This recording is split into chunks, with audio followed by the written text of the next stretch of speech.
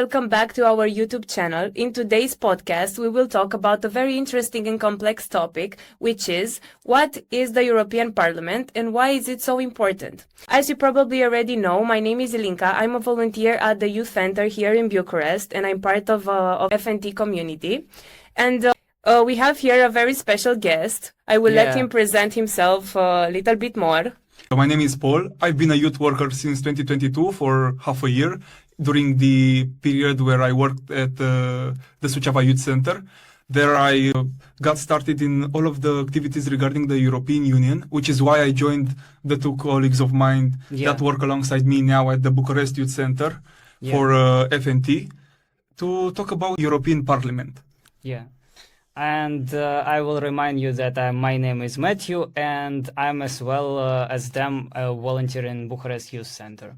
Yeah. So, first of all, we want to mention that we are not experts. We are just sharing our knowledge on this subject, which is a very complex one.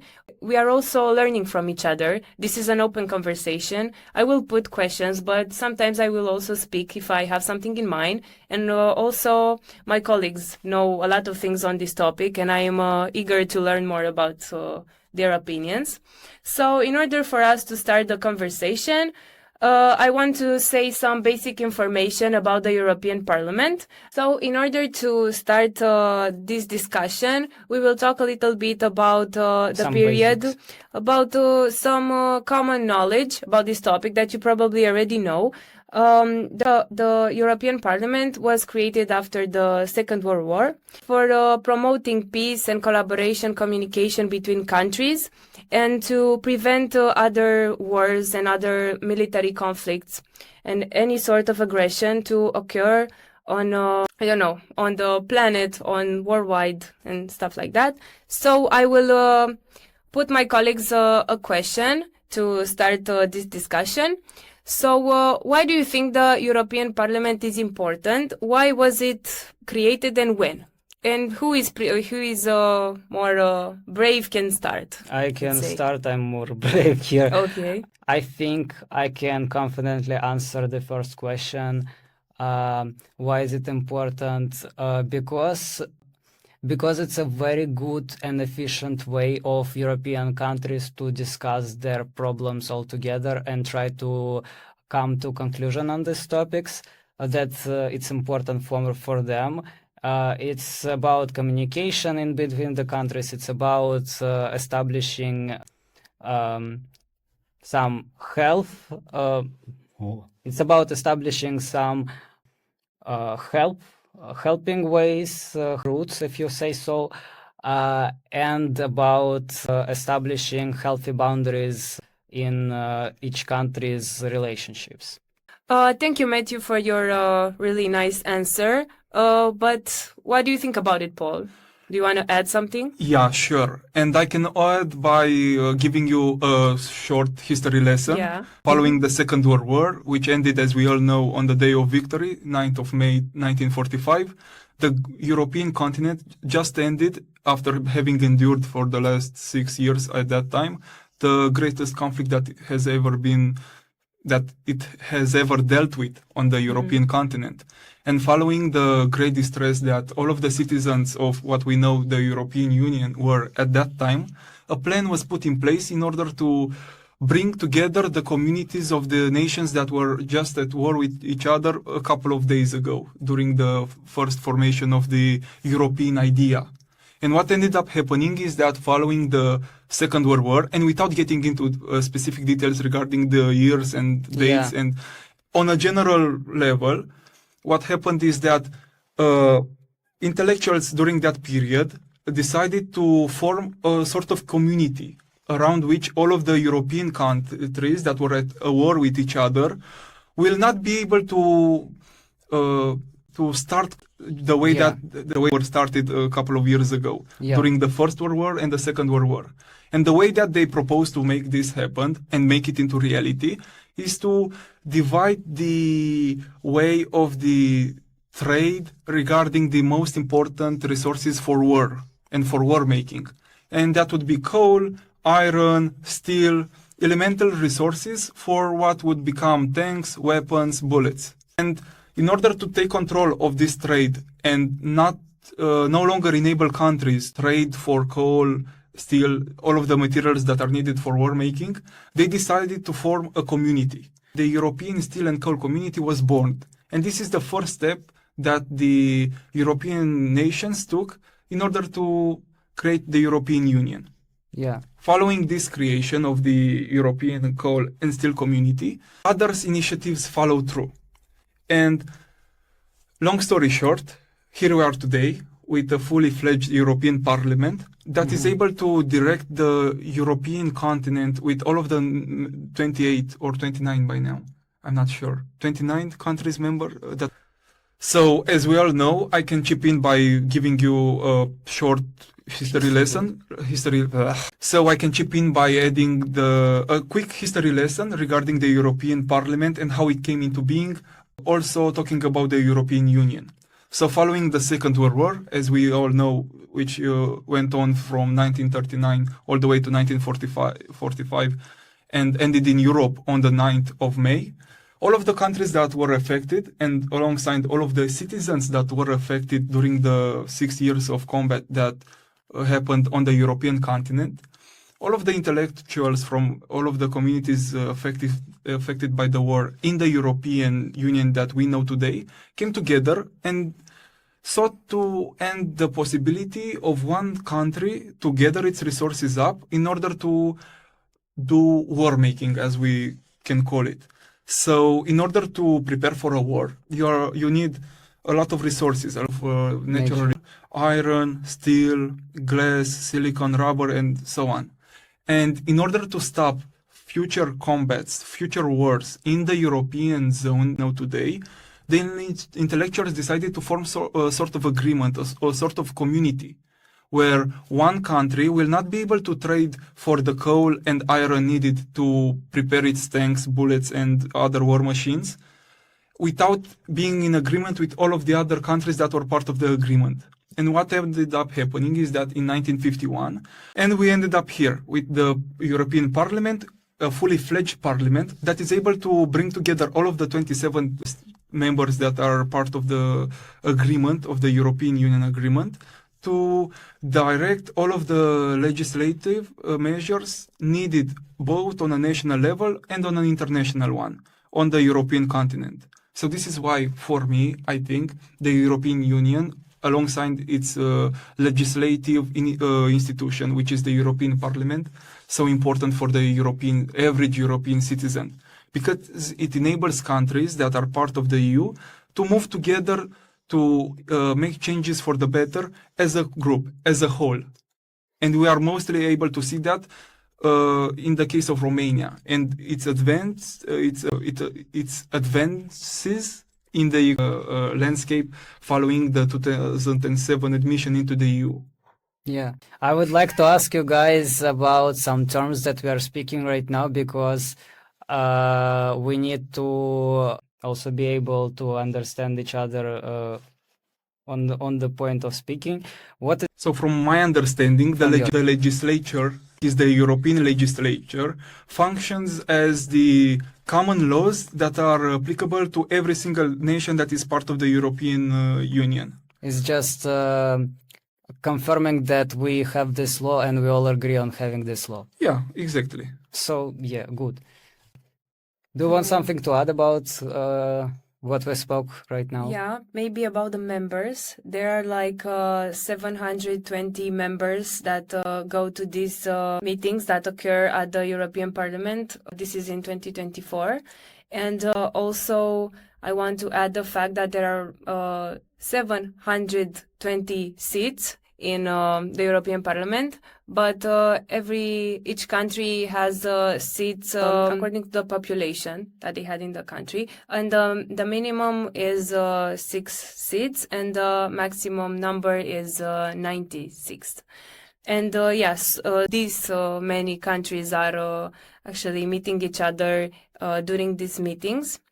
So another term that maybe we will use today is MAPs, which is the members of the European Parliament. When I firstly read some European Parliament, I found this term of MAPs, and I didn't know what it is about. And it's talking about the members of the European Parliament, like every single country that takes part during these conferences, including Romania, for example. Yeah, which has kind of a lot of seats that's interesting, in the European Parliament. Yeah, but you have a big population and it's like a big country in Europe, so that's legitimate that you have a lot of seats there. Yeah, which is nice. But also, I wanted to ask, you kind of mentioned it already, but I want you to go more deeply into this subject. What do you think that these MAPs do actually in the European Parliament? Like, what they are talking about? What problems are actually debated there, and what sort of things they are actually resolving? What problems, issues? I think personally, again, as a Ukrainian, as a person whose country still is not, is only a candidate, I know that majorly the point of European Parliament members, the MAPs, is to represent their country interests on the international arena. So it means, for example, they want to trade some more resources for food resources, for example, seeds, for example, I don't know, some crops and stuff like that. And for example, they have a problem that they have not enough of them, and they publicly ask about that in the parliament, in my understanding.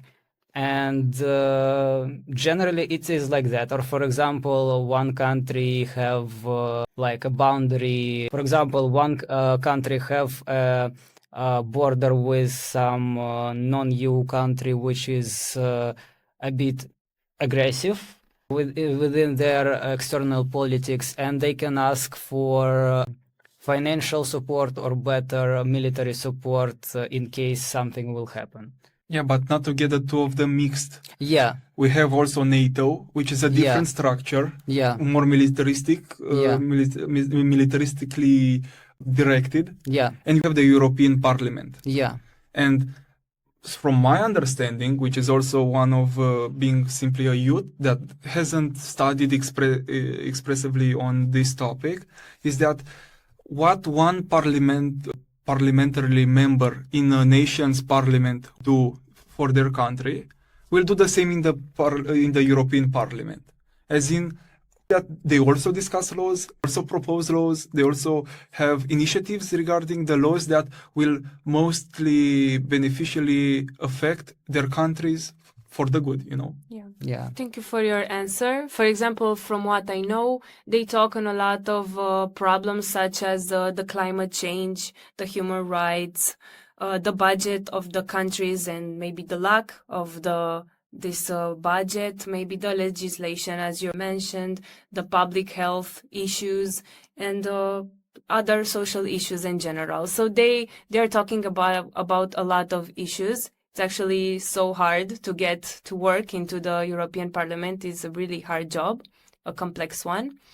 So let's get a little bit into the legislation. So in order for a law to become official in every single country of the European Union, which steps does this look through in order to become official, as I said?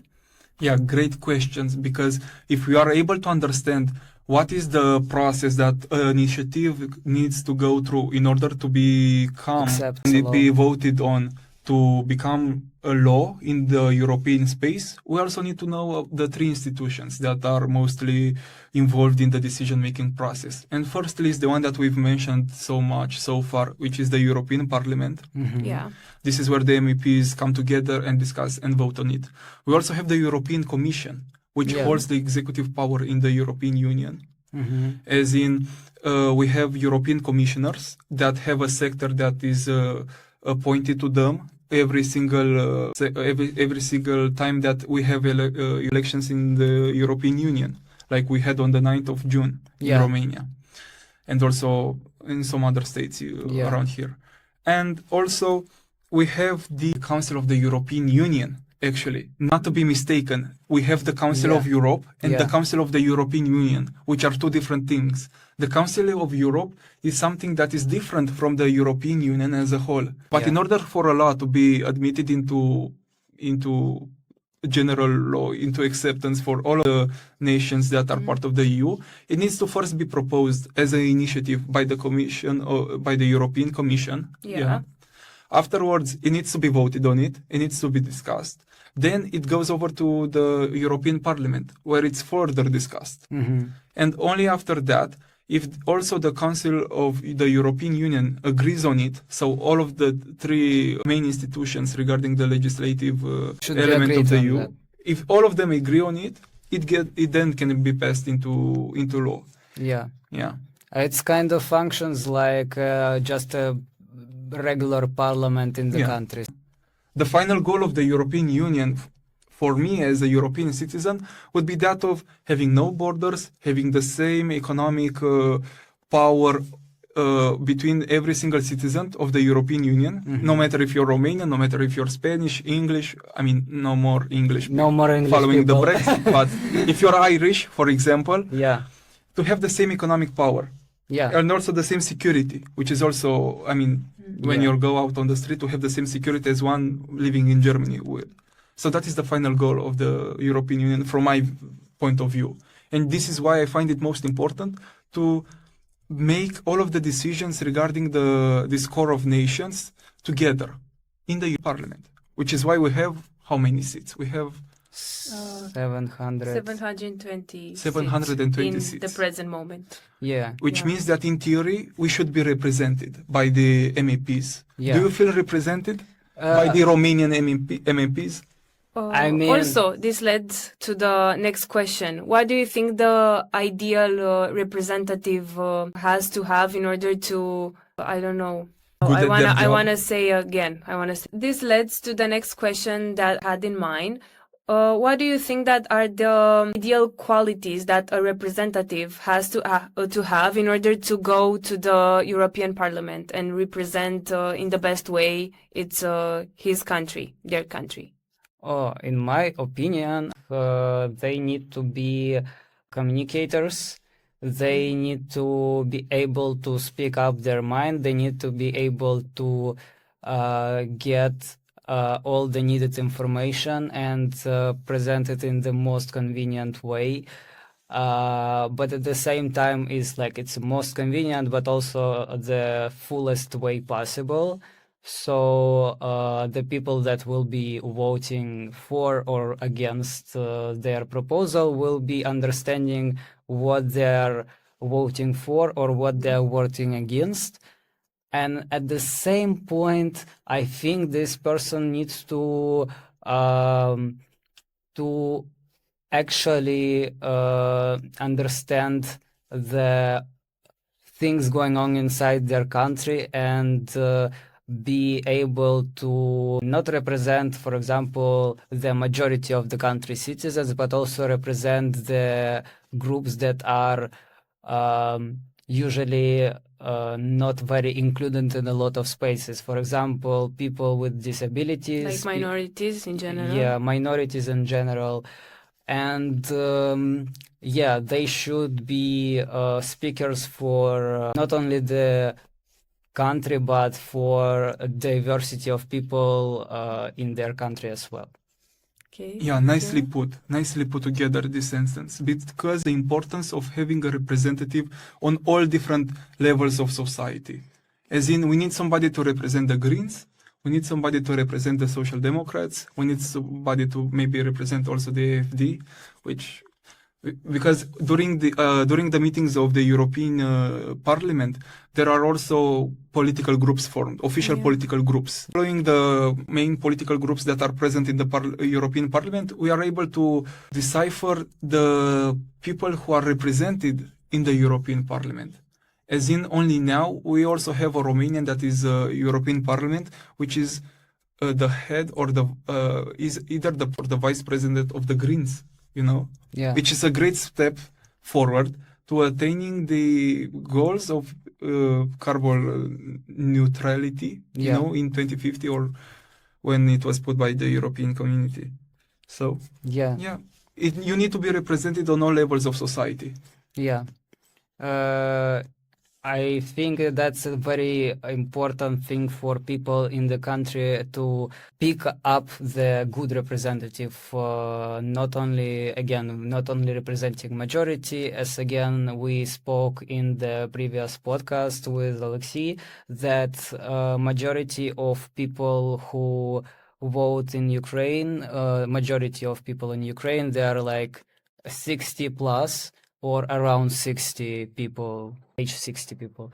And we need to not only represent their interests, not only represent interest of average adult person, which is in their like late 20s to middle 50s, but also represent the interest of people that will be adults soon, for example, like youth, and because it will affect very much their nearest future and their even in their not very Near future, in Yeah. the distant future. the distant future, and will represent their also distant future, because even with some small changes we can influence the political way of the country very much, because again we will not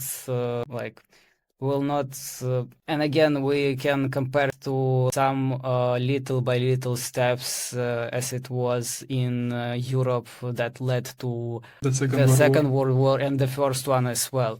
So it was only not like regular accidents, it was a lot of things that led to things that happen. Yeah, nicely put. And since you were talking about the representation actually of all people of all ages, even if they're young, even if they're old, I also want to ask you, Ilinka. So, because of the fact that we, the youth, who now very seldomly vote for the European elections, in the local elections, in the national elections, and all of the voting power of the youth is mostly not taken away. But let's say that the older generations are better represented in the European Parliament and in the national parliaments as well. How do we manage this situation? I mean, it's something to discuss because it delves deeper into the whole subject regarding the of taking care that all people of all different ages are represented in the elections and in the parliamentary all over the continent. But still, how do we manage their decisions that maybe impact the future of the youth? Yeah, it's a pretty important question. I hope I will answer it the way you want me to answer it. I don't know, I firstly want to say something that we already kind of discussed in the podcast about democracy, I want to talk about the importance of voting and going to vote, because as I already said, sometimes people say that their vote doesn't matter. It certainly does.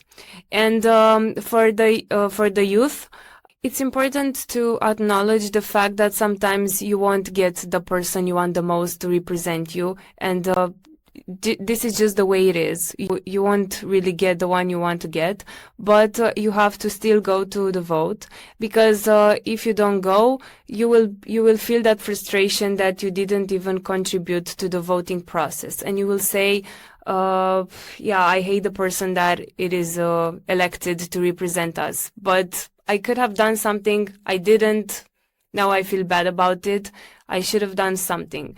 So this is why it is important to vote, and maybe if more young people will go to vote, we will get better representatives, but sometimes it's important just to choose the less bad person, let's say, the less evil one, the small evil, as we talked in the previous podcast, because as I said, you won't get the ideal representative all the time. You just have to pick the one that is closer to your perspectives, to your views, to your wishes and stuff like that.